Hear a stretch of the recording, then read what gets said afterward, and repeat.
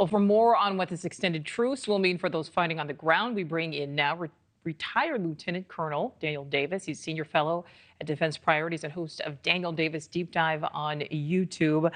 Lieutenant Colonel, great as always to speak with you. So now we know that this temporary ceasefire has been extended. How is the fighting likely to resume after the pause? Is it going to just immediately ramp back up to the same level?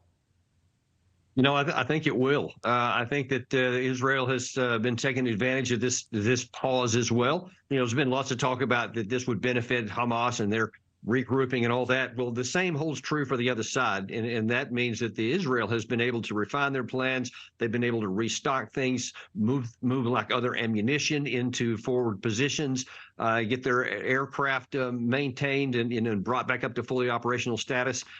So I think that once that Netanyahu and his war cabinet has deemed that they've gotten all the hostages are going to get, and they've gotten all the benefit they can, I think they'll probably launch back into a pretty massive bombardment following that. You know, Lieutenant Colonel, as we can see on the screen there, I mean, just the level of devastation and destruction. Do you think there's a scenario where this temporary pause in fighting does somehow become an actual ceasefire? You know, I'd like to. I wish it would, and especially for the Palestinian people, I think that needs to happen. And I can understand why all those people have been gathering at the White House to ask for it, as well as throughout Europe.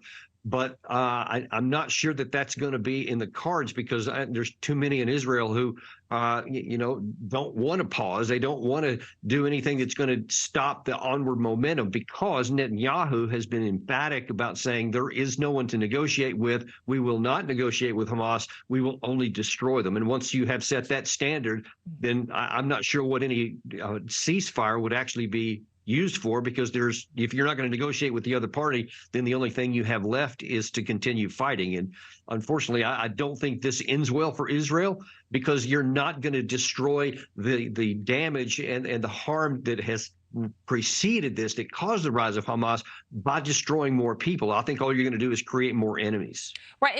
And Lieutenant Colonel, expand on that a little bit, because we do keep hearing that the whole goal of this is to destroy Hamas. But do you think that that can actually be accomplished?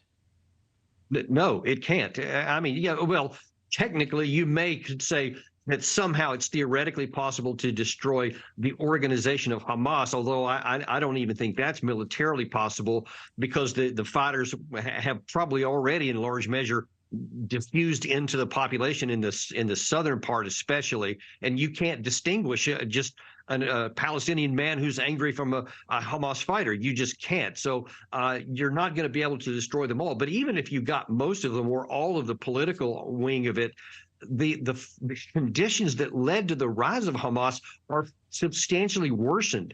And, you know, the idea that somehow the Palestinian people would be grateful to Israel is just a curious thing that I've heard some suggest, that, you know, they're trying to say, well, it's Hamas's fault that you're suffering, but they don't see it that way. They see that it's the Israeli bombs that are causing them suffering, and they're going to extremely angry at the Israelis. And if this continues on, especially when you get into the Khan Yunis area and even more people die, then I think that you're going to have even less peace for Israel. You know, and let's just talk about other groups that could become involved in this as well, or maybe already are. You know, we know that there are concerns that Hezbollah or the Houthis would continue attacks on Israel, since they aren't part of this temporary pause agreement. How could that impact all of this?